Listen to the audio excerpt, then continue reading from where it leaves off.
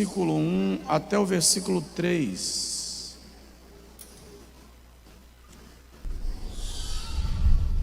Palavras de Neemias, filho de Acalias. Ora, sucedeu no mês de Quisleu, no ano 20º, estando eu em Suzã, a capital,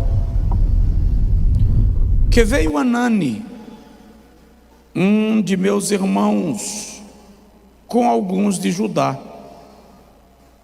e perguntei-lhes pelos judeus que tinham escapado e que restaram do cativeiro, e acerca de Jerusalém.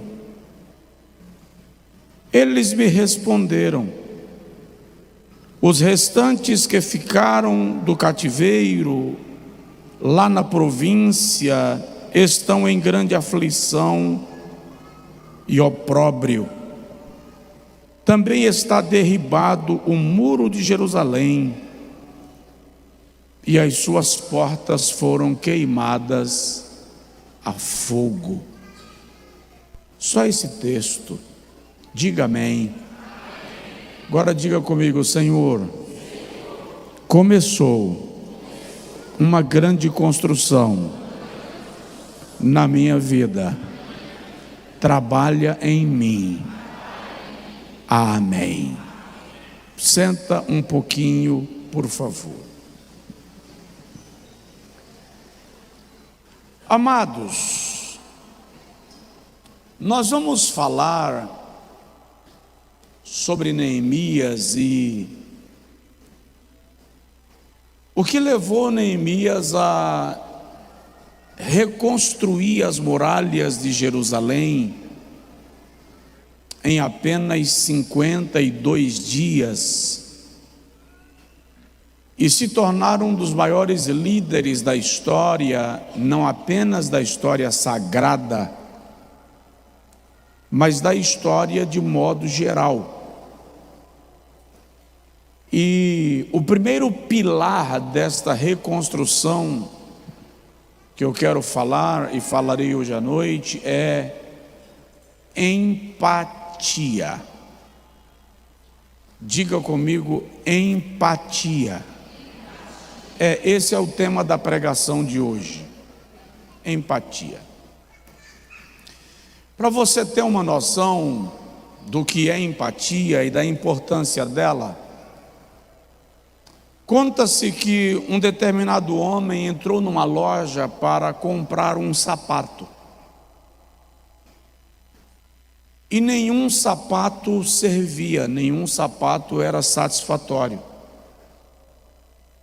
Ele reclamava que todos os sapatos que ele experimentava eram ruins. Até que ele encontrou um sapato que pareceu ser um pouco mais confortável que os demais, e ele calçou o sapato e saiu caminhando para sentir.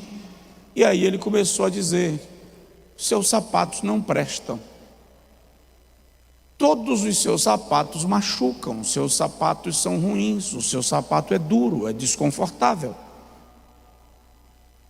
Os outros clientes ficaram olhando e começaram a murmurar entre si: que cara chato, cara sem graça, não quer comprar, vai embora. E o outro dizia: cara reclama de tudo, cara insuportável. Até que um vendedor que estava observando a cena se aproximou dele e pediu que ele se assentasse. E disse para ele: tire o seu sapato, por favor. E ele retirou o sapato, e o vendedor tirou a meia, e aí percebeu que os pés dele estavam feridos. Havia rachaduras nos calcanhares, rachaduras entre os dedos, unha encravada. Os pés estavam totalmente machucados. O vendedor, olhando para ele, disse: o problema não são os sapatos, O problema são as feridas que estão nos seus pés. Muitas vezes nós julgamos as pessoas sem ter uma análise de como estão os pés, ou como estão os pés delas.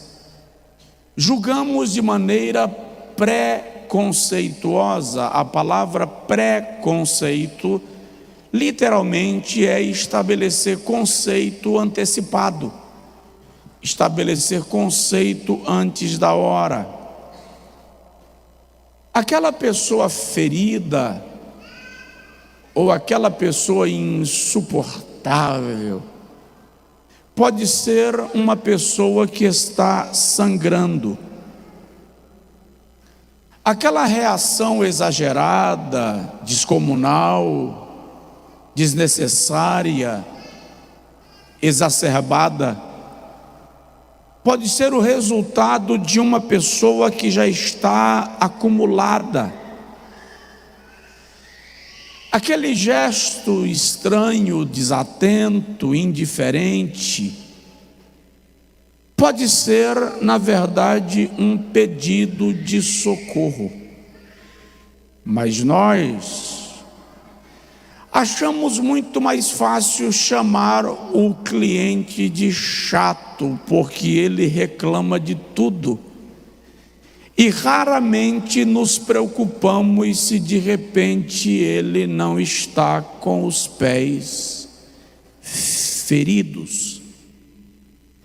Empatia é a característica daquela pessoa que decide olhar para o outro como se estivesse no lugar dele. É olhar para o outro na perspectiva dele e não na sua própria perspectiva. Empatia é a capacidade de pensar no problema do outro como se fosse seu. No casamento, muitas vezes falta empatia. Marido e mulher discutem, mas nenhum se coloca no lugar do outro. Na relação pais e filhos, muitas vezes falta empatia. É se colocar no lugar do outro para buscar, identificar, no mínimo, uma explicação para determinada reação ou determinado comportamento. Então, empatia é, antes de julgar o comportamento do outro, colocar-se no lugar dele. Antes de medir o outro, conhecer um pouco da sua história. Você está aí? Diga amém. Isto é empatia. Neemias tinha uma função honrosa no palácio de Artaxerxes Longímano, o Assuero. Para início de reflexão e até para informação, você vai encontrar com muita frequência na história de Israel, no período do cativeiro, o nome Assuero. Mas Assuero não é nome próprio. Assuero é o título que se dava aos reis medo-persas. Neemias era assessor direto do rei, e nós vamos ver isso ao longo das semanas. Trabalhava junto ao rei. Eu já disse aos irmãos aqui que a função de Neemias era muito perigosa. Por quê? Porque antes de o rei comer a sua comida, antes de o rei beber a sua bebida, Neemias era quem comia. Neemias era quem bebia, porque era muito comum matar reis por envenenamento. Então o copeiro experimentava a comida, porque se estivesse envenenada, morria o copeiro e o rei permanecia vivo. Justamente pelo risco da função, a função de copeiro era muito lucrativa, era bem remunerada. E como o copeiro precisava estar onde o rei estivesse, ele terminava desenvolvendo muita proximidade ao rei e afinidade também. Nós vamos observar no capítulo 2, por exemplo, que Neemias precisa fazer um pedido ao rei, e ele diz assim: e estavam o rei e a rainha no trono. É uma forma de falar que ele tinha acesso tanto ao rei quanto à rainha. Por que estou dizendo isso? Para lembrar que Neemias poderia ter ignorado a circunstância ou as circunstâncias nas quais estavam os seus compatriotas lá em Jerusalém. Observe a linha cronológica. No ano 606 aproximadamente antes de Cristo, Nabucodonosor cercou Judá e Jerusalém. No ano 598 ou 596 antes de Cristo, 12 anos depois, Nabucodonosor dominou Jerusalém e estabeleceu tributos e governo sobre Jerusalém e sobre Judá.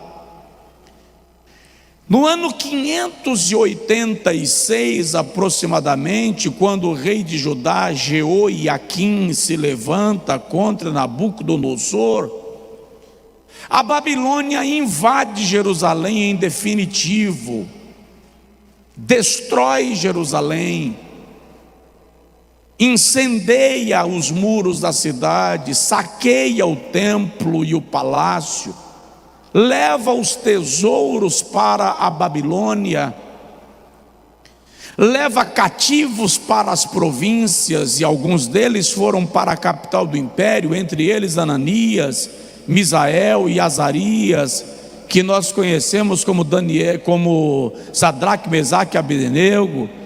Daniel estava nesse grupo.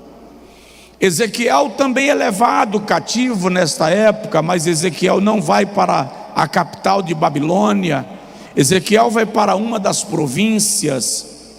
70 anos depois, Jerusalém está abandonada, ela está destruída, ela foi transformada em ruínas. Os que ficaram lá estão em miséria. 70 anos depois, Babilônia cai pela espada do Império Medo-Persa. Ciro, o Grande, se torna o grande imperador do mundo. E Ciro tinha uma política de permitir que os cativos do império voltassem para as suas terras de origem. Então ele emite um decreto permitindo que quem quiser voltar para a sua terra retorne. Então nós temos por volta de 537 a.C. a primeira leva de judeus que retornam de Babilônia para Jerusalém, sob comando de Zorobabel. E eles vão reconstruir a cidade. Alguns anos depois, aí já é por volta de 480 antes de Cristo, outro grupo de judeus retorna para Jerusalém. E em 445, 450, um outro grupo retorna. Neemias tem a função mais lucrativa que um estrangeiro cativo poderia ter no império. Ele não tinha que se preocupar se quem estava em Jerusalém estava bem ou se estava mal. Mas o texto diz que quando um dos seus irmãos chegou em Suzã, Neemias perguntou: como estão os moradores de Jerusalém? O nome disto é empatia. Olha bem para mim. Olha bem para mim, até porque se isso aqui não entrar na sua vida, a sua reconstrução vai ser comprometida, o seu processo de mudança vai ser comprometido. Não confunda a empatia com curiosidade. O curioso quer saber apenas para ter a informação. A pessoa que tem empatia é dotada de uma capacidade de compaixão. Ela vai empreender esforços para ajudar o outro na condição que ele estiver. Isto é empatia. No Novo Testamento, o apóstolo Paulo nos ensina, nos orienta, lá em Romanos capítulo 12, versículo 15, assim: alegrai-vos com os que se alegram, chorai com os que choram. Isto é empatia. No conforto que Neemias estava, ele poderia ignorar tudo isto. Nós vamos encontrar empatia no comportamento de Moisés. Em Êxodo capítulo 2, ele é príncipe do Egito. Mas quando ele vê um dos seus irmãos hebreus sendo chicoteado por um egípcio, um senhor egípcio, Moisés se condói daquele sofrimento e termina entrando numa confusão para salvar um hebreu. Ele poderia ter ficado no conforto do palácio e não se importar com quem está sofrendo, vida que segue. Mas Moisés chama para si o problema, se colocando no lugar do outro.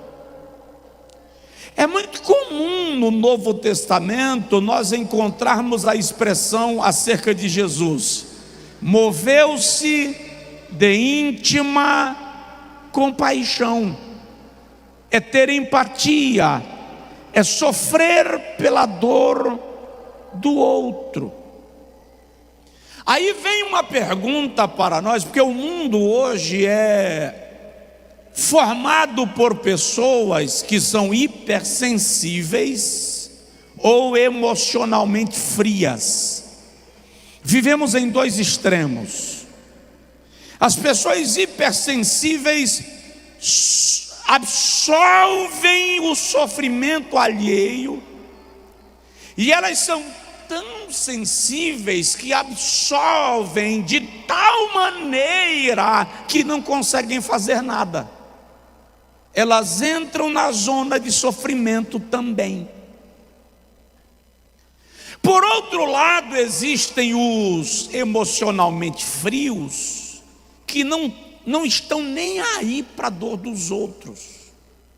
Rapaz, eu já tenho os meus problemas, eu já lido com as minhas confusões. A grande pergunta para você, irmão, irmã, que está aqui no templo, ou que está acompanhando agora esta ministração pelo sistema online, é: qual o nível da sua empatia? No mundo onde o que mais importa sou eu, ser empático é no mínimo uma característica distinta, é no mínimo uma característica destaque. Observe, nós vivemos numa geração conectada, mas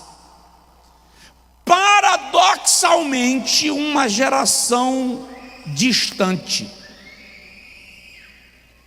Nos conectamos com o mundo e nos distanciamos das questões de perto. Alexandre Garcia, um grande jornalista brasileiro, eu li um artigo de Alexandre Garcia numa revista de bordo,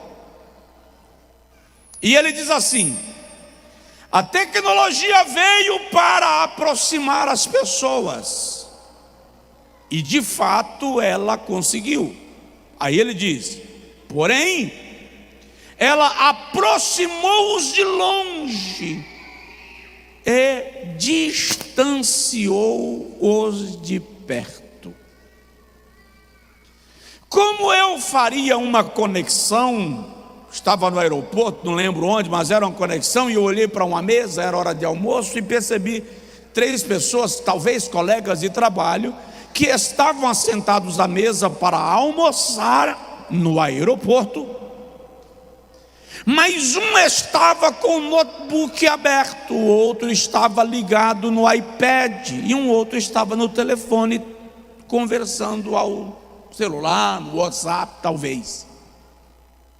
O fato é que eles estavam próximos geograficamente, mas estavam desconectados um do outro. É normal em restaurantes você ver famílias assentadas para a refeição, e até que o pedido seja atendido, cada um está ligado no seu celular. Não se olha mais no olho de quem está perto. Nós nos desconectamos dos próximos para nos conectarmos com os de longe. Falta empatia. Falamos muito, ouvimos pouco, opinamos sobre tudo, mas não sentimos sobre quase nada. As tragédias se tornaram comuns. A dor do outro já não incomoda, já não chama atenção. Vivemos num mundo que esfriou, num mundo que não tem empatia por nada e por ninguém. E não dá para pensar em mudança de vida sem nos tornarmos pessoas empáticas. Capacidade de assimilar as feridas dos pés do outro. Capacidade de analisar o problema do outro sem julgamento, com verdade. Queremos aconselhar, mas no aconselhamento você precisa de um nível de equilíbrio extraordinário, porque você precisa ser empático com a pessoa a quem você ouve, sem ser parcial em relação àquela que você não ouviu. Requer inteligência emocional, maturidade, equilíbrio. E é exatamente isto que a maioria de nós não tem. Deixa eu fazer uma pergunta. Tem alguém aí? Então diga comigo assim: Senhor, desenvolve em mim empatia. Eu vou lhe chamar a atenção para alguns aspectos necessários da empatia, e eu quero começar, em primeiro lugar, falando sobre empatia como um princípio bíblico. não um modismo. Eu não serei empático porque está na moda, porque é bonitinho, porque a palavra chama a atenção.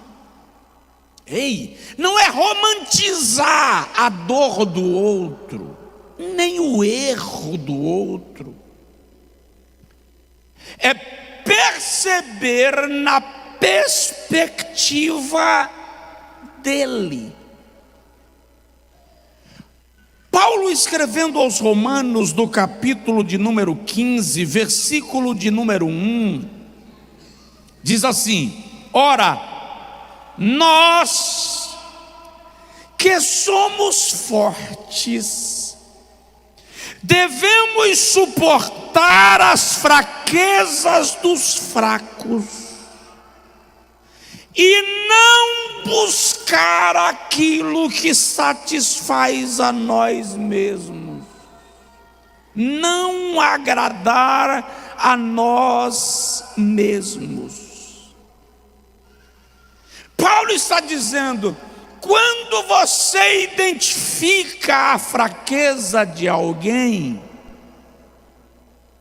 é porque nisto você é mais forte do que ele. Então, já que você é mais forte do que ele nisto, suporte a fraqueza dele. Ninguém diz nem amém. Você pode até dizer assim: ah, pastor, já assisti esse filme. O nome desse filme é Missão Impossível. Paulo está dizendo: quando você identifica a fraqueza de alguém, não o julgue. Se você a identificou, é porque nisto você é mais forte do que ele. Então, suporte a fraqueza do outro. Aos Gálatas, no capítulo de número 6, no versículo 2, o apóstolo diz: levai as cargas uns dos outros, e assim cumprireis a lei de Cristo. Ou seja, empatia é um princípio bíblico, não uma modinha. E aí nós precisamos compreender que é impossível a empatia nascer senão num sentimento que se chama amor. O berço da empatia é o amor. O amor de Cristo que opera em nosso coração. E olha, não é sentir pena do outro. Empatia não tem a ver com pena, tem a ver com responsabilidade. É assumir a responsabilidade de, naquilo que posso, mudar a condição que o outro se encontra. É usar de respeito com a dor e o sofrimento do outro. Paulo diz aos Gálatas, no capítulo 6, versículo 2, que acabei de ler, que levar a carga do outro é refletir o caráter de Cristo em nós. E muitas vezes nós queremos refletir o caráter de Cristo com o corte do cabelo, com o modelo da roupa que a gente usa, com a placa da igreja que a gente congrega, esboçando uma espiritualidade superior à espiritualidade do outro. Mas espiritualidade sem sentimento é espiritualidade morta. Ou seja, se eu quero viver um processo de mudança na minha vida, e esse processo começa hoje, você não será igual. E você não vai praticar empatia só daqui até a próxima terça, quando eu vou trazer o segundo pilar. Você vai somar uma coisa à outra, são colunas de sustentação. E essas colunas de sustentação vão mudar a tua vida e o ambiente ao teu redor. A igreja vai crescer, a família vai se fortalecer. Quando nós pararmos de apenas falar, quando nós encerrarmos os sermões vazios e começarmos a caminhar juntos, importando-nos um com o outro.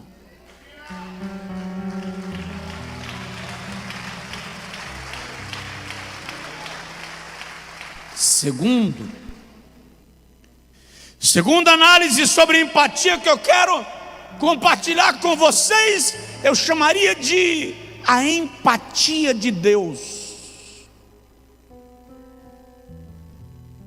O único ser de quem você já ouviu falar que pode simplesmente não se importar com a dor de ninguém, porque Ele está acima de todas as coisas, porque Ele não é tocado pelas circunstâncias da terra, é Deus. Ele é tão grande que a Bíblia diz que Ele se assenta sobre o globo da terra. Ele é tão extraordinário que a Bíblia diz que a terra é o escabelo dos seus pés, o lugar onde Ele descansa os seus pés. Ele é tão extraordinário que a Bíblia diz que as nuvens são a poeira dos seus pés. Ele pode muito bem dizer aquilo que disse o salmista no Salmo 8: que é o homem para que te lembres dele, e o filho do homem para que o visites. Olha que lindo. Contudo, tu o criastes com a tua sabedoria e o teu amor. Aí no Salmo 103, versículos 13 e 14, ele diz assim: como um pai se compadece do seu filho, assim eu me compadecerei de ti. Oh, aleluia! Isso é empatia. Ele olhar para nós e dizer: eu vou te tratar como um pai que ama o filho trata o filho amado.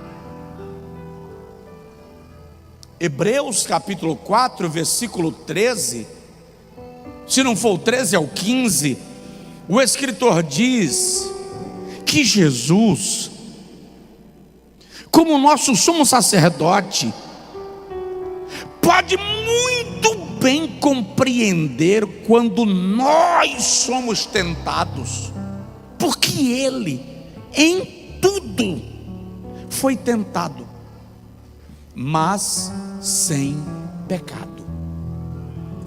Então o escritor vai e diz: Ele pode se compadecer daqueles que são tentados. Deus tem empatia por mim e por você. E isso é tão notório nas Sagradas Escrituras, que fica muito claro no Salmo 104, por exemplo, quando o salmista diz: ele se lembra que nós somos pó, porque conhece a nossa estrutura. Ou seja, Deus está atento às nossas limitações. Deus não é indiferente à dor humana.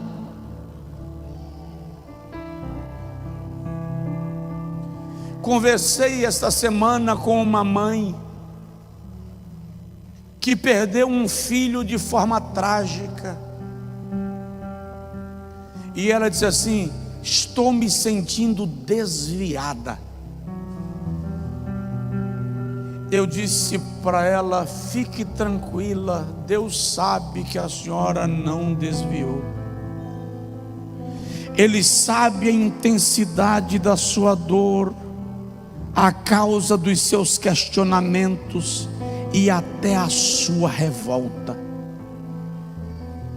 E diferente dos religiosos de plantão, Deus não olha e diz: ingrato, vou punir. Não, Ele sabe que nós somos pó.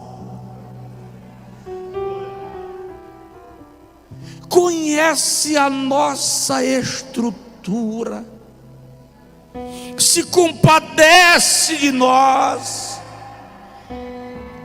Não é por razão outra que Jesus, para nos salvar, se fez carne, se submeteu à natureza humana.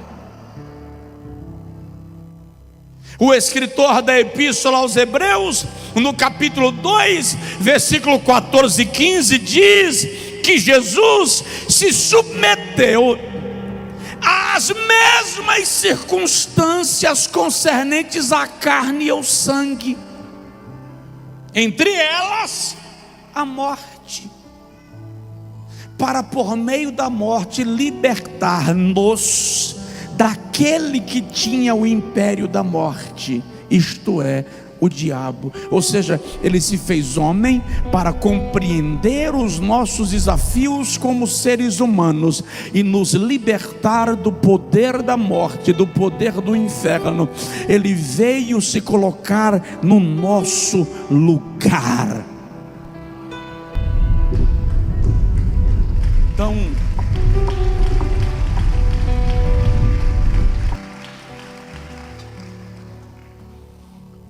minha fala para você nesta primeira terça do ano é: desenvolva a empatia. Comece a olhar para as pessoas, buscando assimilar o contexto delas. E se isso não é possível, freie o seu julgamento.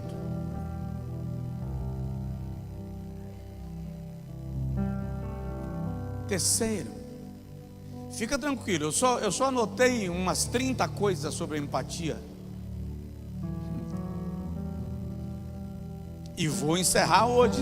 Próxima terça eu quero ir para o segundo pilar.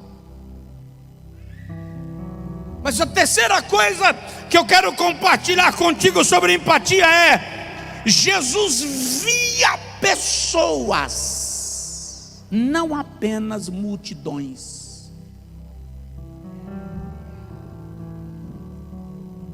Jesus não lidava com a manada, lidava com indivíduos, tratava com pessoas.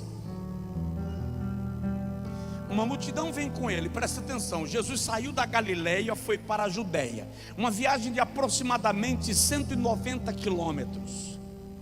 É a sua terceira agora é uma colocação minha. Alguns estudiosos sugerem que durante os 3 anos do seu ministério, Jesus foi a Jerusalém de 3 a 5 vezes, porque ele concentrou seu ministério na maior parte do tempo na Galileia. E ele vai para a Judéia agora, sabendo que é a última vez que ele vai à Judéia. Lá ele vai morrer,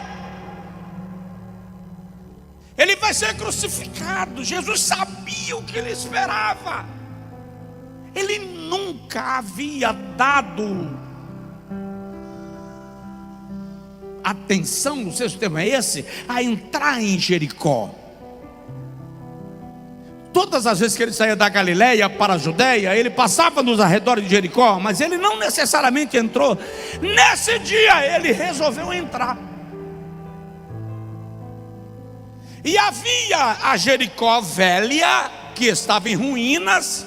Nela moravam os abandonados, os desvalidos, os miseráveis, os entregues à própria sorte.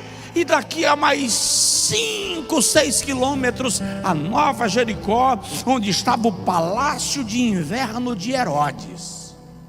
Era uma grande cidade nos dias de Jesus.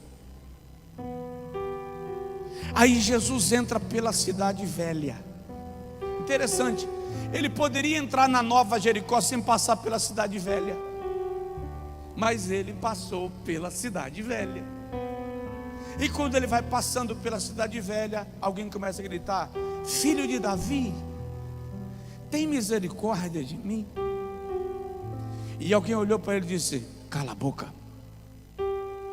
Filho de Davi, tem misericórdia de mim. Cala a boca, rapaz. Filho de Davi, cala a boca, céu. Jesus para. Ele estava cercado por uma multidão, mas ele parou para ouvir o grito de um homem. E ele vira para o homem, para alguém, e diz assim: trazei-me. Alguns estudiosos sugerem que Jesus disse trazei-me exatamente para a pessoa que estava mandando o camarada calar a boca. Aí o cara chega lá e diz: levanta, ele está te chamando. Você já parou para analisar a alegria daquele cidadão? Jesus estava lidando com um homem em meio à multidão. Ele está cercado por uma multidão e para conversar com uma mulher que tinha uma hemorragia, que havia tocado nele e havia sido curada. Na parábola que ele mesmo narrou, o pastor deixa 99 ovelhas no aprisco e vai em busca de uma que se perdera. A mulher acende as lamparinas para procurar uma dracma no meio de 10. Jesus está nos ensinando que ainda que a multidão seja grande, você não é invisível. Diz aí para o seu vizinho: você não é invisível.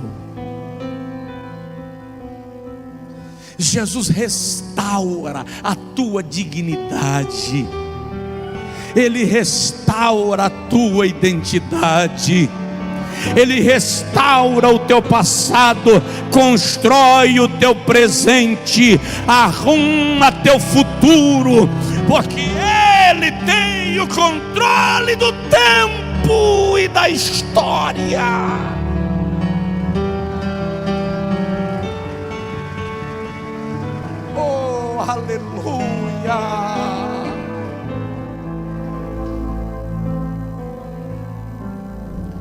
Deixa eu lhe falar mais umas duas coisinhas sobre empatia. Em quarto lugar, a ausência de empatia gera dureza e divisão. Quando falta empatia, a humanidade fica comprometida.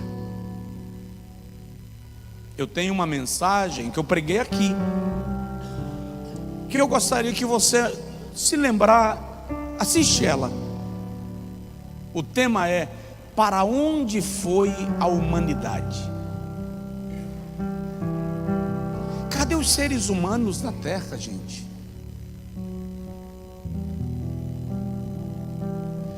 Tenho a sensação que os seres humanos foram embora.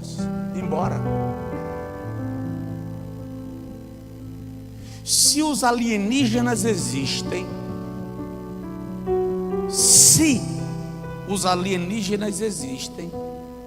e se eles conseguem contemplar a terra, eles devem olhar para nós e dizer assim: que civilização estranha. Pai mata filho.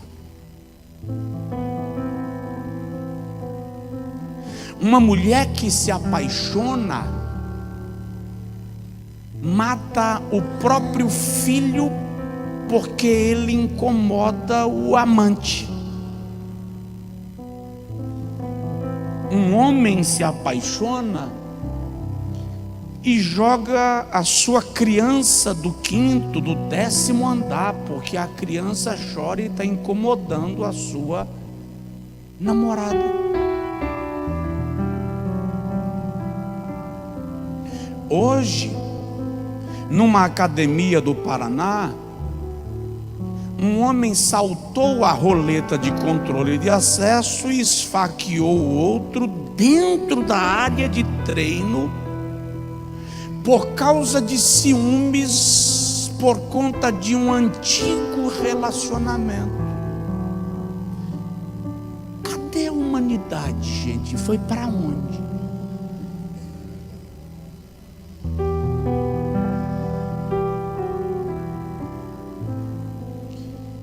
Conseguimos torcer pelo fracasso do outro para que a gente ocupe o lugar dele.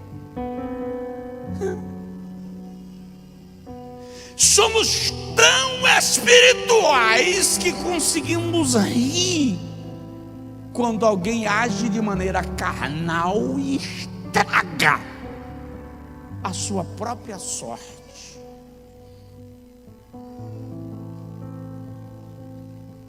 Empatia gera dureza, perdemos o sentimento. Uma galinha consegue sentir algum tipo de ciúme do pintalhinho quando ameaçado. Uma vaca consegue sentir algum tipo de ciúme do bezerro quando está sob ameaça. Uma leoa, uma porca consegue sentir o risco quando seu filhote está sob ameaça. E seres humanos se tornam a própria ameaça para a sua cria. É sério, está normal o mundo?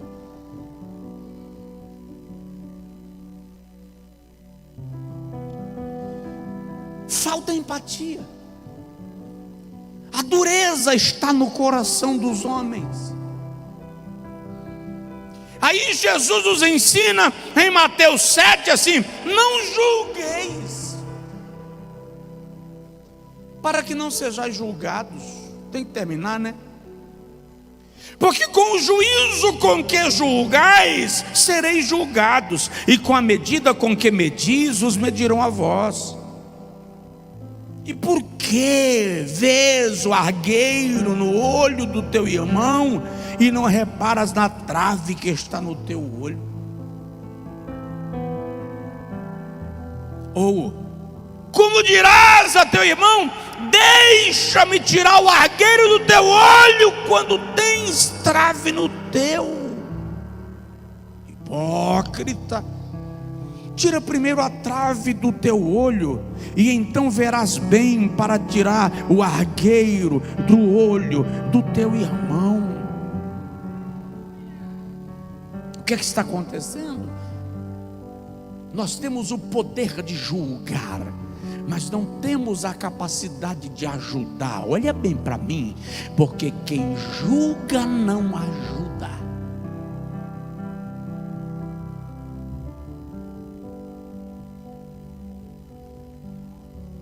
Tem alguém na casa?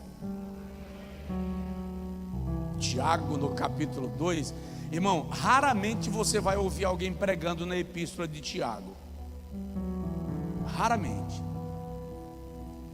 E quando você ouvir alguém pregando na epístola de Tiago, vai ser esses 2 versículos aqui, basicamente. Está alguém entre vós triste? Ore. Está contente? Cante louvores. E o outro versículo: a oração de um justo pode muito em seus efeitos. Ninguém prega Tiago além disso, muito raro. Por quê? Porque Tiago é bispo da igreja de Jerusalém. Quando escreveu a epístola, a sensação que eu tenho é que Tiago pegou um taco de beisebol, colocou dentro de um balde de água e deixou passar a noite encharcando. Aí no outro dia ele pegou o taco de beisebol e saiu dando na muleira dos religiosos. Porque Tiago diz assim: quando chega entre vós uma pessoa simples, vocês desprezam. Mas quando chega alguém importante com um anel no dedo, vocês colocam em primeiro lugar. Ah, mas a igreja é perita em agir assim. Aí Tiago diz assim: o irmão te procura passando necessidade, e você diz: Deus te abençoe. Aí Tiago diz: ô hipócrita, do que adianta essa fé sem as obras? Ajuda teu irmão. Tiago está dizendo: mostra-me a tua fé, e eu te mostrarei as minhas obras.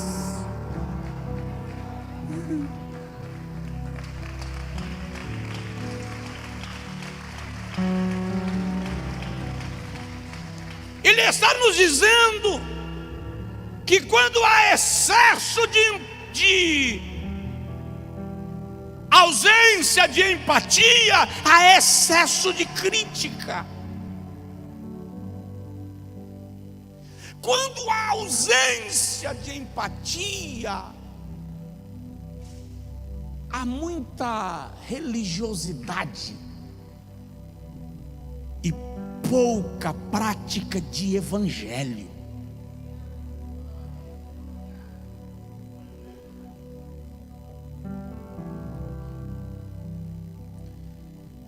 Nós precisamos aprender a sentir o outro,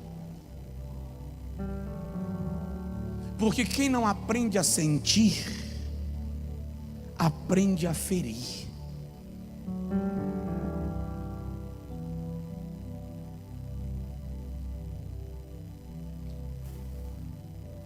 Sexto lugar, quando você tem empatia, você escuta o silêncio. Você se cala para ouvir. Até porque ouvir é um ato espiritual. Lá no livro de Jó, capítulo 2, versículo de número 13, o texto diz que os amigos de Jó, quando chegaram e viram seu estado, ficaram sentados com ele na terra 7 dias e 7 noites, e ninguém lhe dizia uma palavra.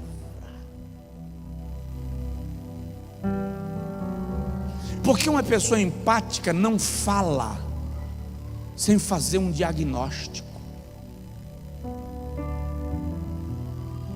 Falar sem diagnosticar é insensato. Por outro lado, nem toda dor precisa de resposta. Muitas vezes ela só precisa de presença. Tem momento que você não quer que ninguém lhe diga nada, você só quer ter a sensação que tem alguém com você. Você só precisa da sensação que não está sozinho. Sabe quando a criança chora durante a noite? Na minha casa, o código é simples. Chorou? Eu vou fazer assim.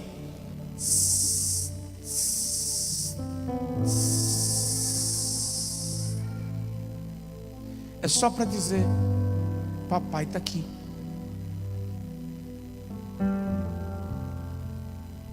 Às vezes você só precisa dizer: mamãe está aqui. Às vezes você só precisa colocar a mão no peito da criança para ela sentir o peso da sua mão, e ela volta a dormir.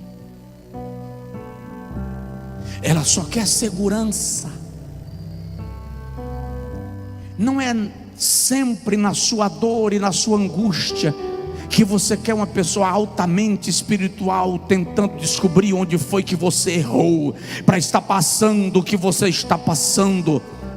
Você só quer alguém que esteja lá dizendo: se precisar, eu estou aqui, conta comigo, nós vamos atravessar juntos. Eu estou calado, mas estou percebendo, você pode contar comigo, porque a empatia vai gerar resposta.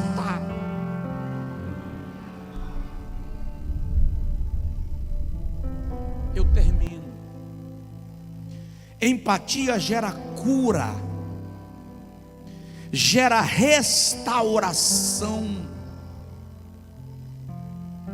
gera comunhão. Pessoas são restauradas quando há compaixão. A empatia cria pontes onde havia muros, constrói passagens onde havia abismos. Igrejas saudáveis são igrejas sensíveis. Para de ignorar a dor do irmão do seu lado. A maioria de nós vem para a igreja e nem percebe quem sentou do seu lado.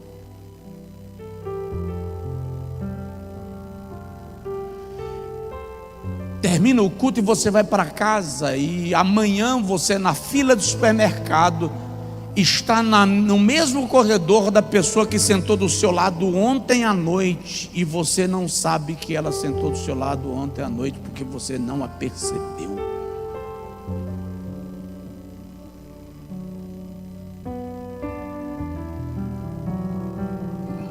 Perceba as pessoas.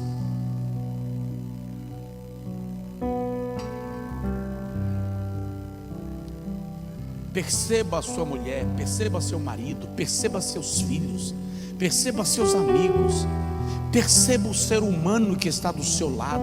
Simplesmente perceba.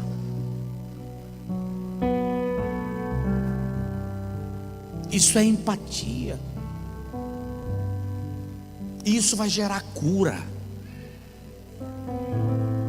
Provoca aí o irmão do seu lado, bem de leve, e fala com ele assim: você pode ser o remédio que alguém está precisando. Você pode ser o remédio que alguém está precisando.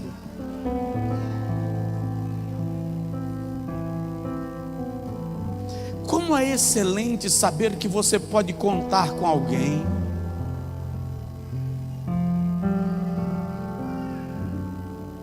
A mudança começa em nós. Não quero mudar o mundo sem que essa mudança comece em você. Irmãos, vamos abrir mão do egoísmo. Vamos abrir mão dessa espiritualidade vazia de sensibilidade. Vamos abrir mão dessa religiosidade vazia de intimidade.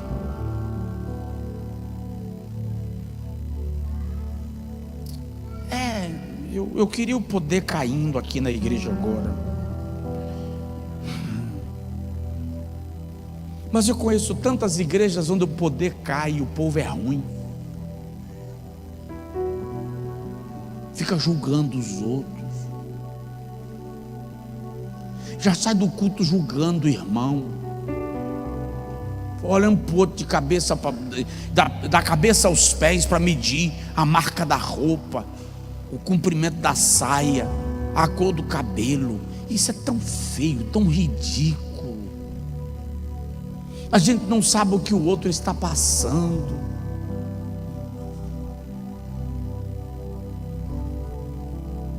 Nem todo mundo que está rindo é porque não está sofrendo. Tem uma expressãozinha que diz assim: eu estou rindo, mas é de nervoso. Tem gente que está rindo, não é porque não está sofrendo, é porque está nervoso. Está doendo tanto que a pessoa diz assim: eu vou rir para não chorar.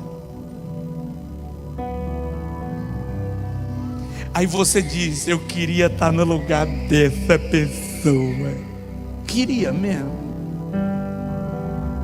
Me lembrei agora do executivo muito rico, levou o filho ao shopping.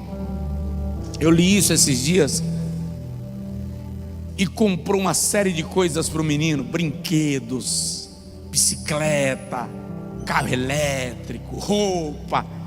Eles saíram do shopping carregando sacolas. O vendedor veio ajudar. Ele abriu a carroceria da caminhonete para guardar o quanto de coisas ele comprou para o filho.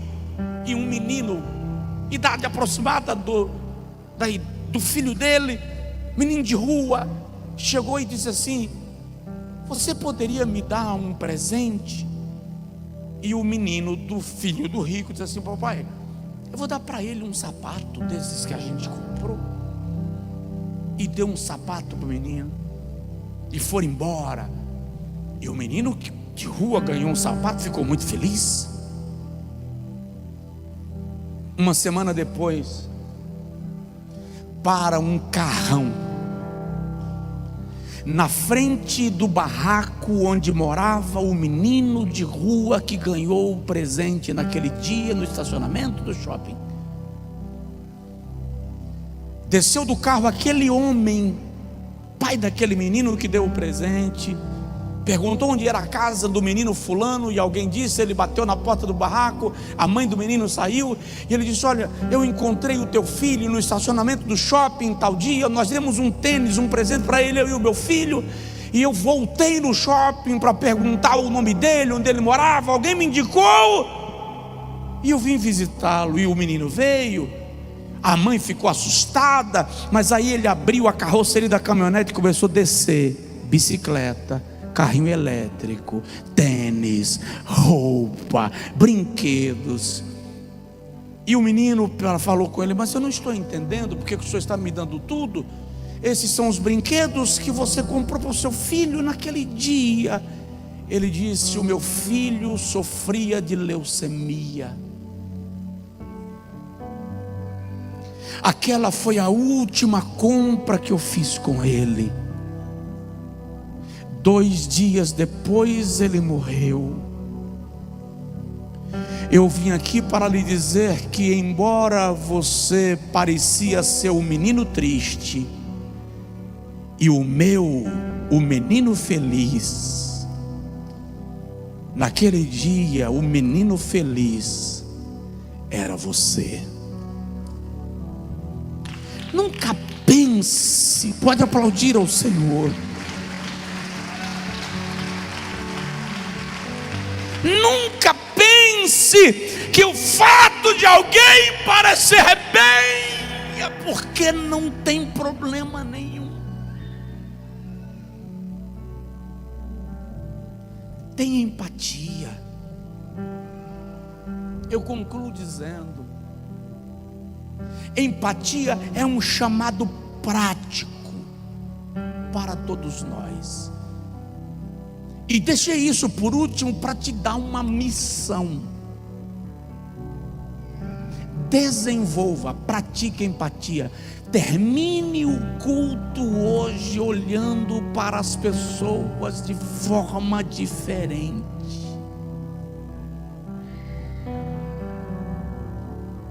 O bom samaritano da parábola de Jesus não tinha nenhum dever ético de socorrer o judeu ferido. Por que eu disse dever ético? Porque judeus e samaritanos eram inimigos religiosos, eles não se comunicavam. O sumo sacerdote passou de largo. Quem deveria ter dado assistência àquele rapaz era o sumo sacerdote. Mas o sumo sacerdote sabia que ele não podia tocar no morto, e o camarada estava quase morto, e ele ficou com medo de o cara morrer enquanto ele tentava ajudá-lo. Então ele foi embora. Em nome da religião, quantas vezes se ignora a dor do outro? Aí veio o levita, que devia ter empatia, mas pela mesma regra cerimonial foi embora. Veio o samaritano, que era inimigo, parou, desceu do cavalo ou do seu animal, derramou azeite nas feridas. O azeite era usado para limpar as feridas e acelerar a cicatrização. Pegou o doente, levou para um atendimento, para um hospital, para uma hospedagem, pagou o tratamento e disse: se o que eu estou te pagando agora não for suficiente, na volta eu te pagarei a diferença. A empatia não pergunta se merece. A empatia pergunta se precisa.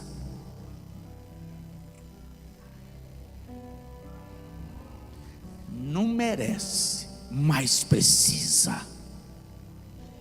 Presta atenção. Amar dá trabalho. Exige tempo e recursos.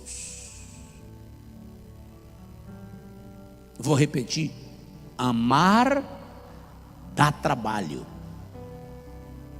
exige tempo e recursos. Mas a empatia, quem vive o evangelho se envolve. Quem vive o evangelho se envolve. Amar o próximo não é amar necessariamente quem vive perto, é amar quem transita no teu caminho.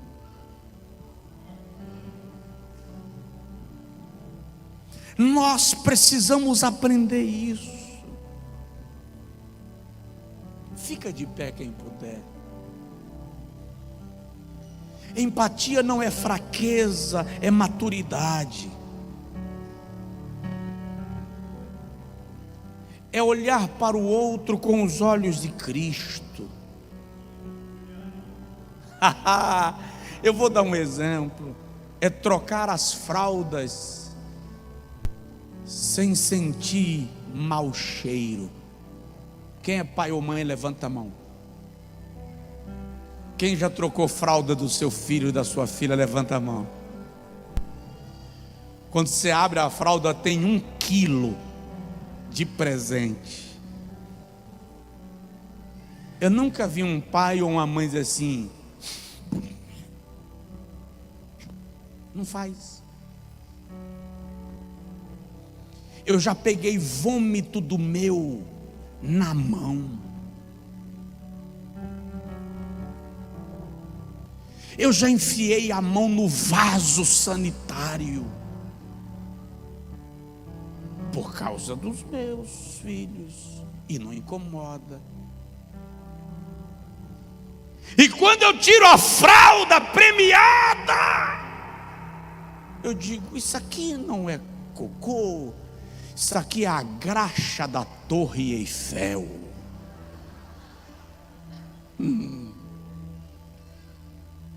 Amar dá trabalho,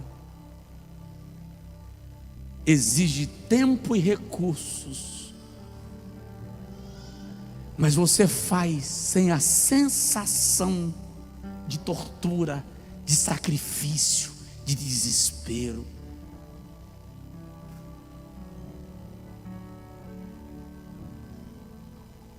O filho está suado, chegou do futebol. Esses dias eu fui buscar Jones no treino, saindo do jiu-jitsu, Catarina comigo no carro. Quando Jones entrou no carro, a Catarina fez assim: por que não toma banho quando termina o treino, antes de entrar no carro? Irmãos, mas o pai não sentiu. Não é que ignora, é que quando você ganha a maturidade do amor,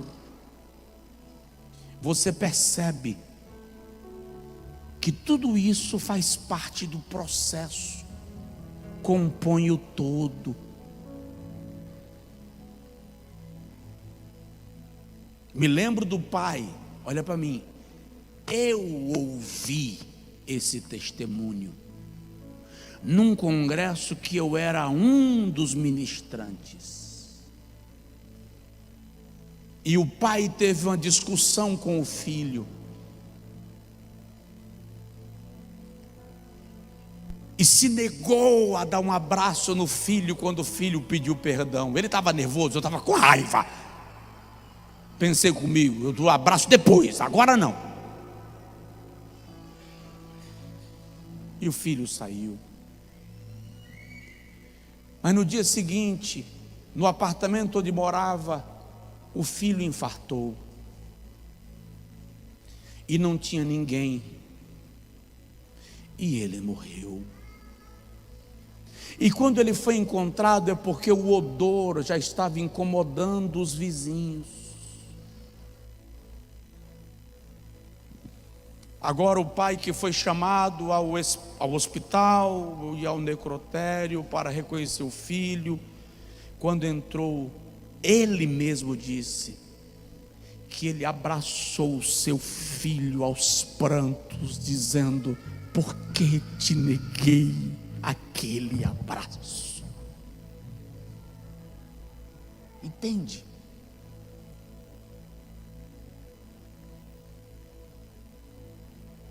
Quem aceita a Cristo vive o Evangelho.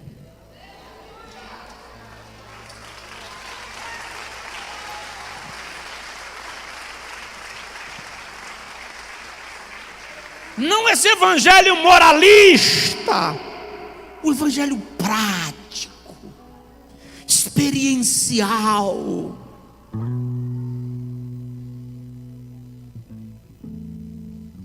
Menos regras, menos religiosidade, menos julgamento, mais graça, mais compaixão, mais compreensão, mais presença. Diga comigo: minha missão é, a partir de agora, olhar para o próximo com mais cuidado, para entender o seu